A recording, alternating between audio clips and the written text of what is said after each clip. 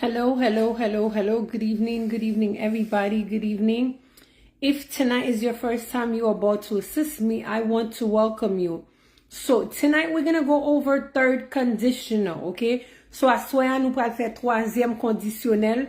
So if you guys could please share the live, invite someone, and I'm doing the same thing as well. S'il vous plaît, partagez live là. À soir nous allons faire troisième conditionnel, okay? And also, je vais expliquer comment que ou appliquer ou bien ka utiliser troisième conditionnel. I would like every single one of you guys to please share the live. Lagez sur un groupe, invitez vos amis, partagez sur WhatsApp, partagez sur Messenger, okay? Now, pendant ma parle ensemble avec nous, I cannot see you guys, but I'm pretty sure that you guys can see me. Good evening to all of you. I hope you guys had a wonderful day. I had a fantastic day. So we're going to do third conditional tonight, okay? All right. Let's parler de third conditional, okay? N'a parler yon bagay nan passé, okay? Que nous te ka changer. Yon bagay que nous imaginer nous te ka changer nan passé. Mais cependant, li pa arrivé. Si wap imagine yon bagay, ça va vle dire que ça wap imaginer à li rive. You understand? Ma ba ou lan bon créole. Si maman m'te là, moi pas tap nan la rue. OK? Si m'dou si maman m'te là, moi pas tap nan la rue. C'est parce que numéro 1, moi faut connaître maman m'pa là. OK? Now, créole lan, l'on dit moi pas tap. OK? Ça veut dire que c'est un bagay qui poko fait, mais wap imagine sou te là, ou bien sou te non position, mais qui sort à fait. OK? Now, si m'ta l'école à l'heure, moi pas tap raté examen. OK? Si m'te rele ou, moi pas tap nan la rue jodi. Si m'te contacté Diana, moi pas tap prêté comme ça. All right? Now, dans langue anglais, l'on dit sim, c'est if. Okay? If, vle di sim. Right? I would not be on the street if I had listened to my parents. Okay? I wouldn't, si m'vle faire contraction, au lieu pour m'dou, I would not be on the street. Mabdou, I wouldn't be on the street if I had listened. Verb listen, ça wap mette de la dan. Keep in mind. Okay? Laissez perfect quoi conjuguer verb là. You need to add ed. Okay? If I had listened to my parents, I wouldn't be on the street. Quel que soit j'aime di lan, li vle di même bagay. Ou bien m'ge doit di, I wouldn't be on the street if I had listened to my parents. Ça veut dire que m'pa tap nan la rue si m'te koute parents. I wouldn't be on the street if I had listened to my parents. Ou bien m'kadou si m'te koute parents, moi pa tap nan la rue. If I had listened to my parents, I wouldn't be on the street, okay? This is what you call third conditional. All right? Now, si m'te réveillé à l'heure, right? Si m'te réveillé à l'heure, moi pas tap en retard pour travail. All right? Now, pendant ma fait ça yo ensemble avec ou, moi ta remè nou essayer écrit yo, okay? Now, sou écrit mal, m'a corriger ou. This is what we're here for, right? We're here to learn how to speak English. So what I want you guys to do, I want you guys to try to write it down. If you write it incorrectly, I will guide you and I will correct you, okay? Now, si m'te réveillé à l'heure, moi pas tap en retard pour mal travail. Okay? Si m'te réveillé à l'heure, m'bavle aucun moun di get up. Get up pa vle di réveillé. Wake vle di réveillé. Si m'te réveillé à l'heure, okay? Nan m'a fait le plus facile pour. Si m'te réveillé bonne heure, moi pas tap en retard pour travail. Si m'te réveillé bonne heure, Mwen pa ta pon reta pou travay, okay? Afterward, you and I, we're gonna do some practices together, okay? So apre, lem fin fè sa yo ansama ave nou pral fè practice ansama avem, alright? Si mte reveye bonheur, mwen pa ta pon reta pou travay.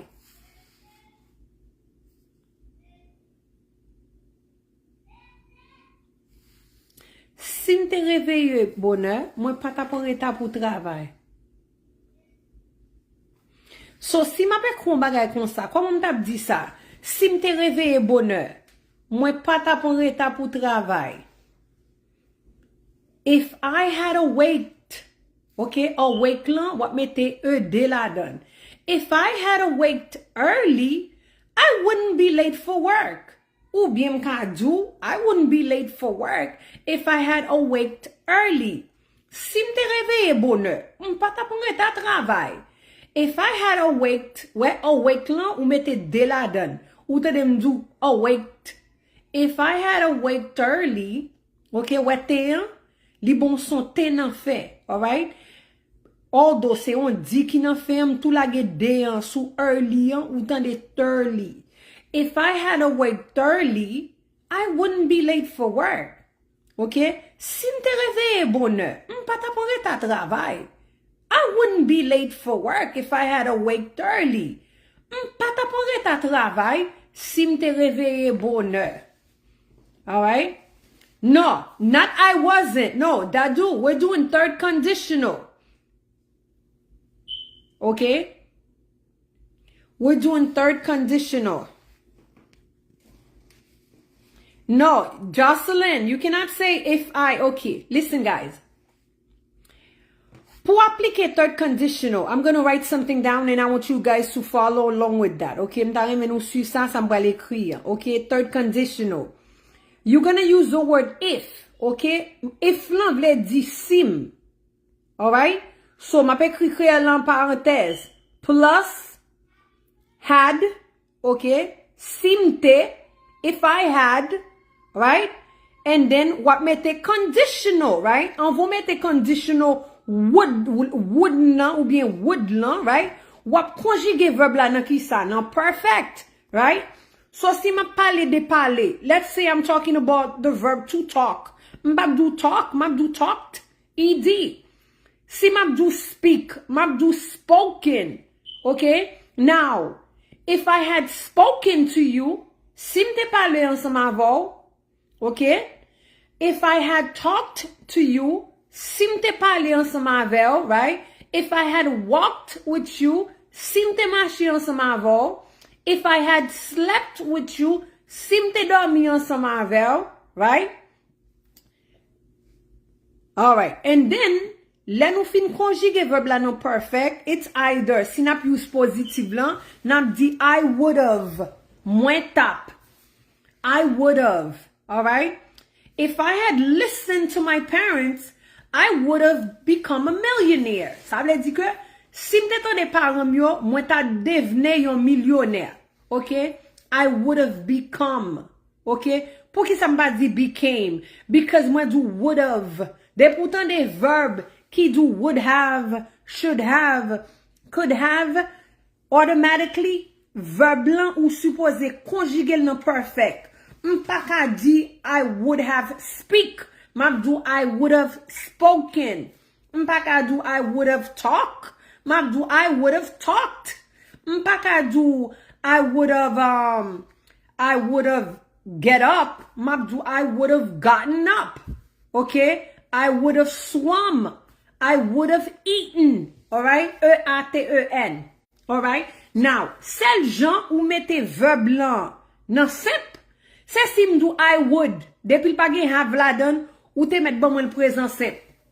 Okay? Now, I would like to talk to you. Mba met de la dan. Baka do I would like to talk. Non, li pa bon. Mab do I would. Well, would lan li pa gen have la dan.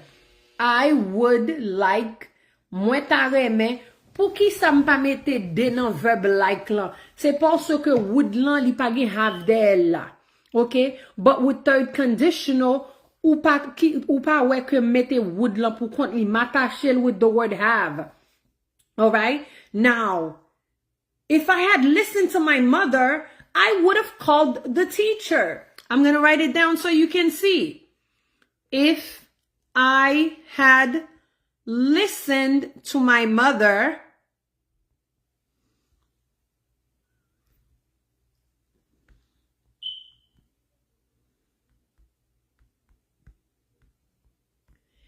Leo do perfect conditional, right? They talking about would have. All right? All right. So I'm going to write it down for you guys so you guys can see. If I had listened to my mother,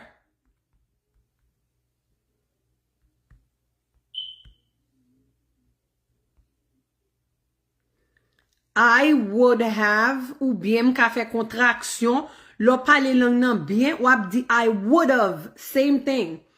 I would have called the teacher. See that? If I had listened, where's the if? Hold on one second. All right. If I had listened to my mother, I would have called the teacher. Ça veut dire que si m'te tande maman, moi tap rele professeur. OK? Now, problème nous c'est créole, non c'est pas anglais. Moi ta avec moi tap, c'est deux bagailles différents. OK? Moi tap, li plus fond nan passé. Okay, now, if I say, Jacqueline, mwen ta ede ou, right? I would help you. M'pa bezwen mette ede nan help lan, because li pa gen konditionnel la, de m'pa di I would have, mwen di I would, mwen ta. I would help you, mwen ta ede ou. Men si m'dou mwen tap ede ou, te ape, m'dou I would have helped you. Mwen tap ede ou. Okay? I could help you. Mwen ka ede ou. I could have helped you. Mwen te ka ede ou. Okay? Mwen ka ede ou avec mwen te ka ede ou, c'est deux bagailles différents. Alright? So now, this is what we're gonna do. We're gonna do some conditional sentences, right? So m'abdi lan Creole, I want you guys to try to write it down in English. All right. Number 1.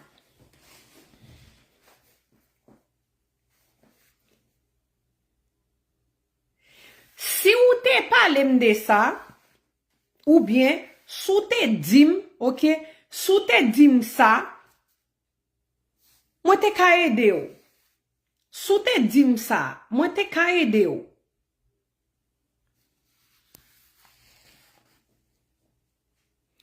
Si ou te dim ça, okay, if you had told me that, well, if you had told me that, si ou te dim, if you had told me that, si ou te dim ça, mwen ta pede ou.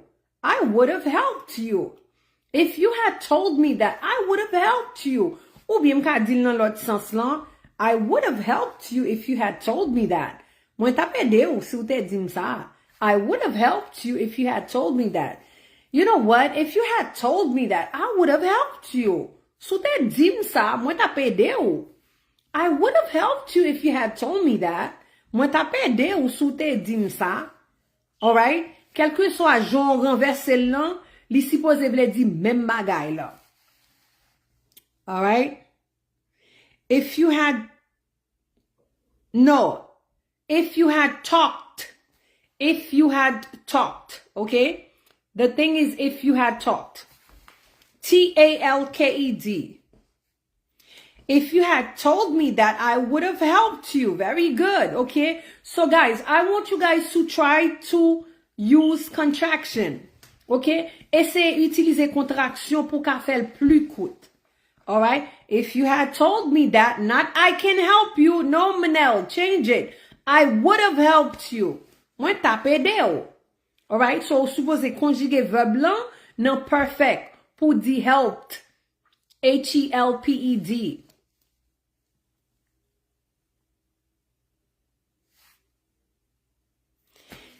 Si ou te leve bonheur, ou pa ta pon retard.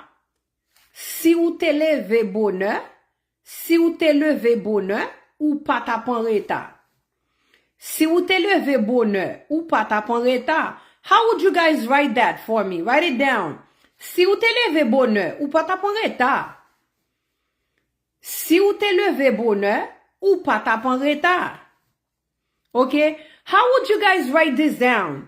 Si ou te levé bonheur, ou pas ta pon retard. Si ou te levé, okay? So si m'a mette dans présent, m'a dou get up, right? Get up, levé. Si ou te levé bonheur. If you had gotten up early, you wouldn't be late. If you had gotten up early,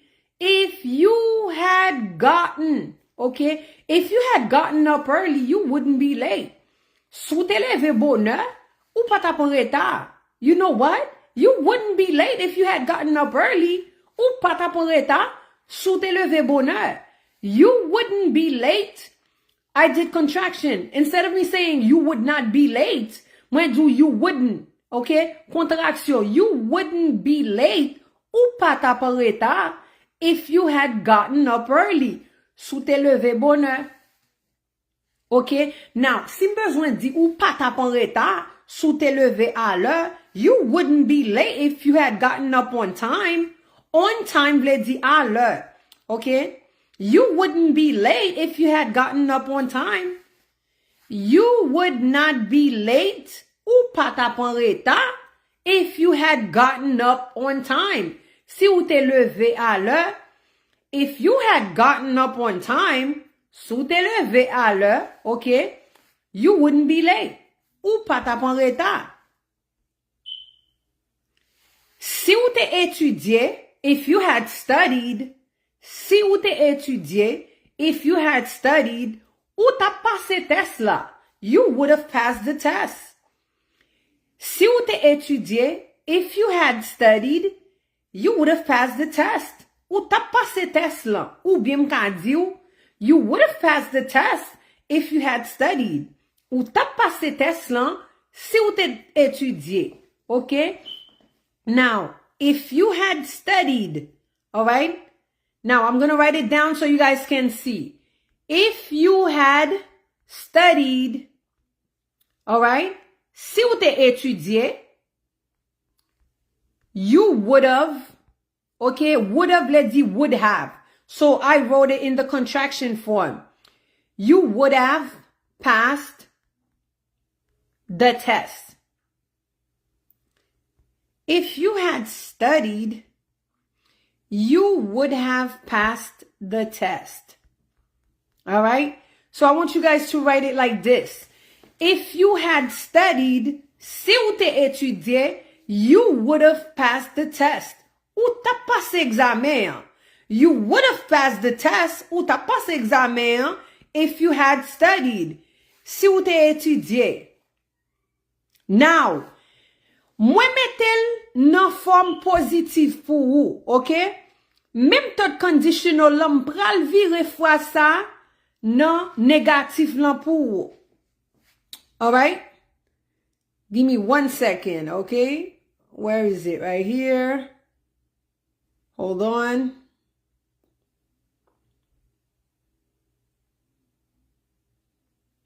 All right, I'm going to show you guys something, okay? Gyon phrase que moi pen kounya, I just pen the sentence. M'pral ba nou nan negatif. Do sa ki bon an. Sa ki bon an. When you are doing third conditional, you are able to change the same sentence in the negative form. Okay? Now, moi ekri nan form positif lan pou, okay? If you had studied, si ou te étudié, ou ta passé examen, you would have passed the test. Kounya, an essaye di lon lost sens. E ba vwe? Si ou pat étudié, if you had not studied, you see that? Mwen vle nou bien sezin. Si ou pat étudié, if you had not studied, ou pat a passé test lan, you wouldn't pass the test. Alright? I'm gonna write the negative form for you guys so you guys can see. If you hadn't is the contraction form of had not. If you hadn't studied, si ou pat étudié, You wouldn't. Ou patap.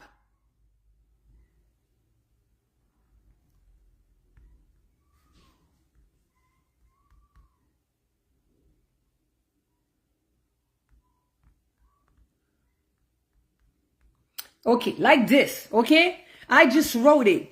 If you hadn't studied, si ou pat étudié, you wouldn't have passed the test.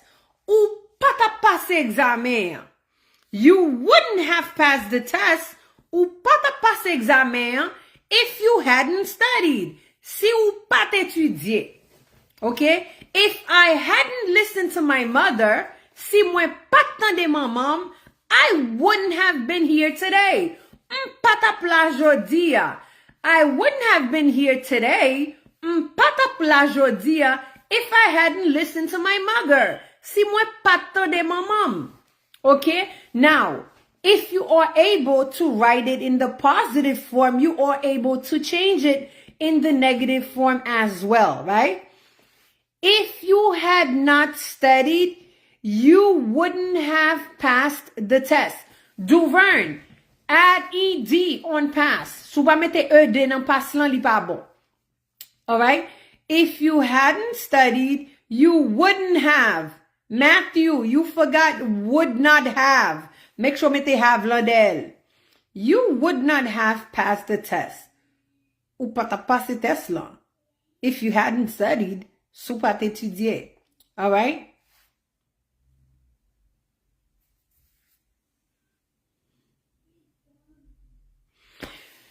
Si ou te passe test lan, if you had passed the test, ou ta conduit machine ou an, you would have driven your car.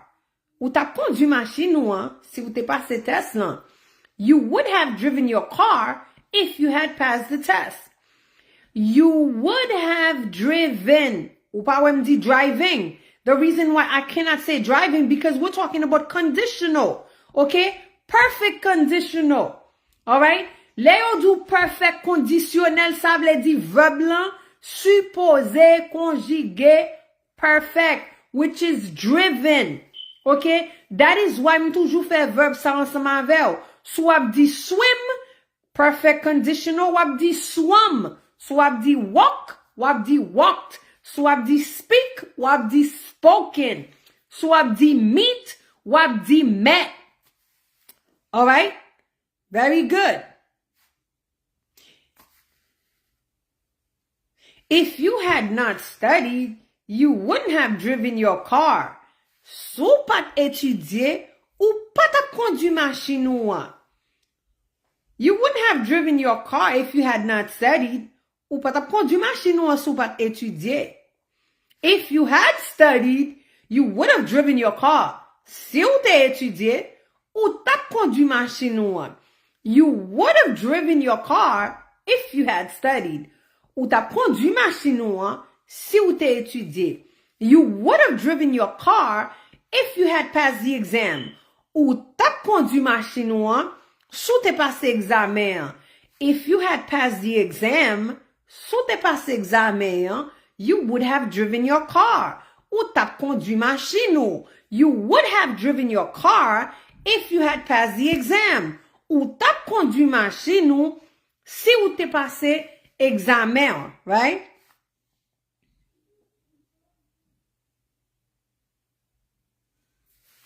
Let me see you guys. If you hadn't studied, you wouldn't have passed the test. Passed, ed.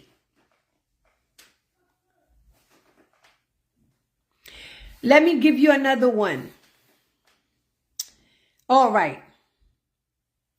If I hadn't traveled to Paris, I wouldn't have met Bermude. Ça veut dire que si m pas de voyager à Paris, moi pas t'a rencontré Bermude. I wouldn't have met Bermude if I hadn't traveled to Paris. I wouldn't have met Bermude if I had not traveled to Paris. If I had not traveled to Paris, I wouldn't have met Bermude, right? Si m pas de voyager à Paris, moi pas t'a rencontré Bermude. I wouldn't have met Bermude if I hadn't traveled to Paris. Moi, pas tap rencontré Bermude si m'pas voyager à Paris. Okay? Now, you should be able to write it in the negative and the positive form, right? Now, bamba ou nan sens positif lan, right? I would have met Bermude if I had traveled to Paris.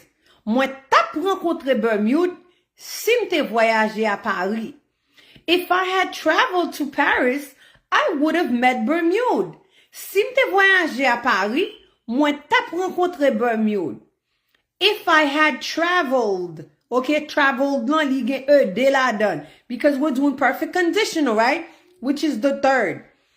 If I had traveled to Paris, si m'te voyagé à Paris. Wè si m'ta bon négatif lan, m'pa tap dou if I had traveled. Mwen tap dou if I hadn't traveled to Paris, ça vle di si m'pat voyagé à Paris, I wouldn't have met Bermude. Mwen pa tap rencontré Bermude. If I had traveled to Paris, si m'te voyagé à Paris, I would have met Bermude. Mwen tap rencontré Bermude. If I had traveled to Florida, si m'te voyagé en Floride, I would have met you. Mwen tap rencontré. I would have met you, mwen tap rencontré, if I had traveled to Florida.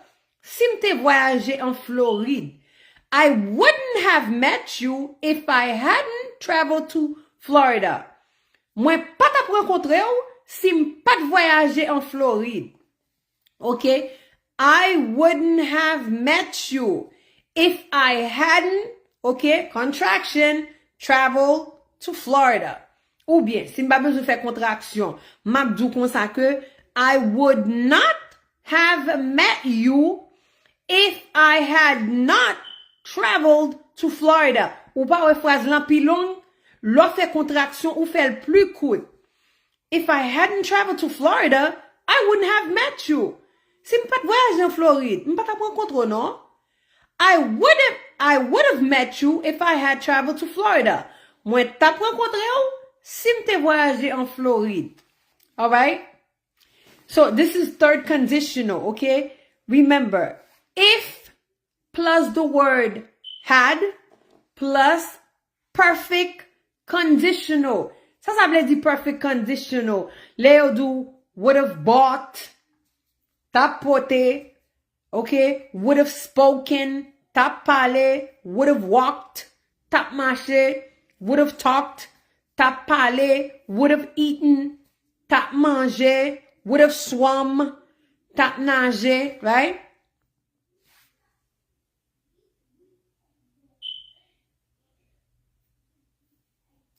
Now,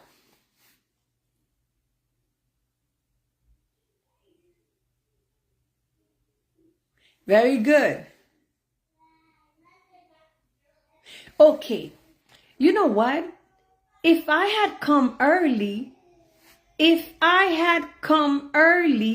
si m'te vini bonheur, right?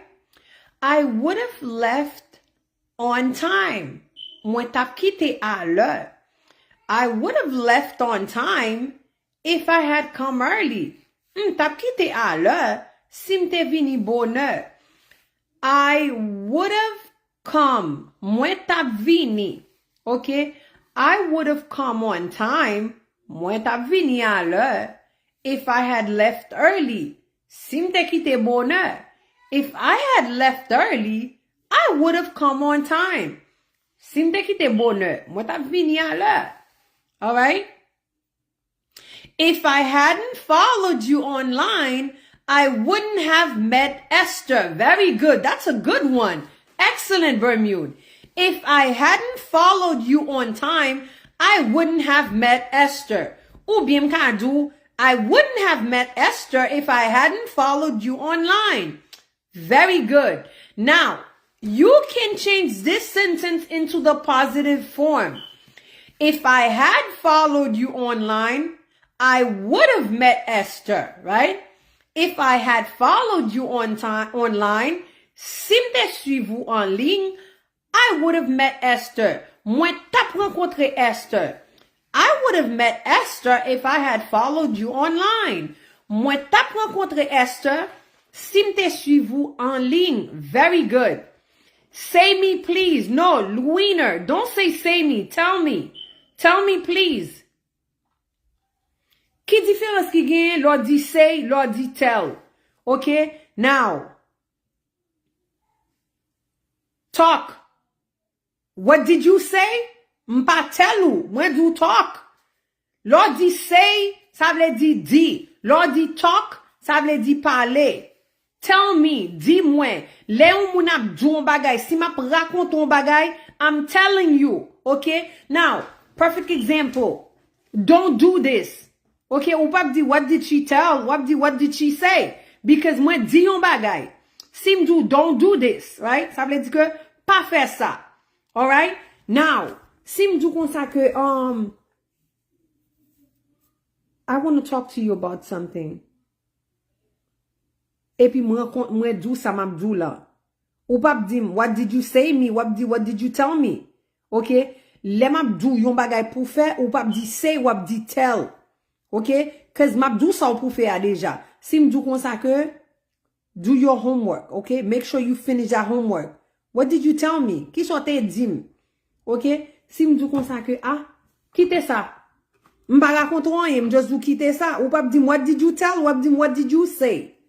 All right? Very good.